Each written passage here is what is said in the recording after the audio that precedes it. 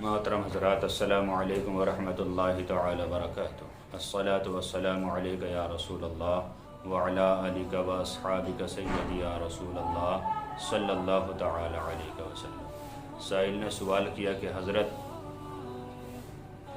مسجد کی لائٹ سے mobile charge کرنا کیسا ہے؟ دیکھیے حضرات، سوال بہت اچھا ہے، اس لیے کہ عام طور پر یہ دیکھا جاتا ہے کہ ہمارے مسلمان بھائی مسجد کی لائٹ استعمال کرتے ہیں، کبھی کسی طریقے سے کبھی کسی طریقے سے۔ بہت اچھا مسئلہ سائل نے پوچھا۔ دیکھیے حضرات، مسجد کے آلات و اسباب میں سے کوئی بھی چیز اپنے گھر لے جانا جائز نہیں، اور کوئی بھی سامان نجی اپنے استعمال میں کرنا یہ جائز نہیں۔ علامہ نظام الدین فتاوی ہندیہ صفحہ نمبر 110 دوسری جلد میں ارشاد فرماتے ہیں، لا يحمل الرجل سراج المسجد الى بیتہ، کسی بھی انسان کو یہ جائز نہیں کہ مسجد کا چراغ اپنے گھر کو لے جائے۔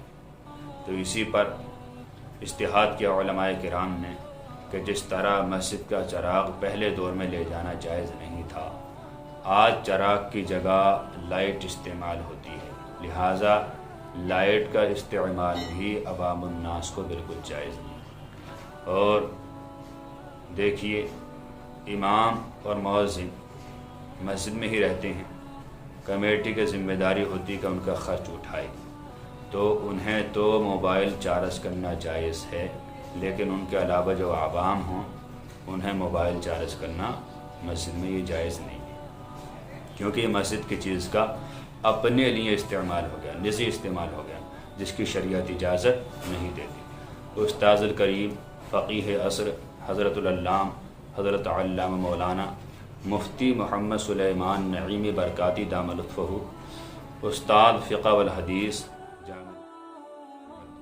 مراد آباد، ارشاد فرماتے ہیں ایک اسی طرح کے مسئلے میں کہ اگر عوام کا یہی نظریہ ہو کہ امام یہیں کی چیز استعمال کرے گا اور مؤذن بھی یہیں کی چیز استعمال کرے گا، تو ان دونوں کے لیے تو موبائل چارج کرنا جائز ہے، لیکن پھر بھی ان کے علاوہ عوام کو مسجد میں موبائل چارج کرنا بالکل جائز نہیں۔ تو حضرات، پتہ چلا کہ عوام الناس کے لیے یہ جائز نہیں کہ مسجد کی چیز استعمال کریں یا اس میں اپنا موبائل فون چارج کریں یا کوئی اور چیز چارج کریں، لہذا مسلمانوں کو ان باتوں سے بچنا چاہیے۔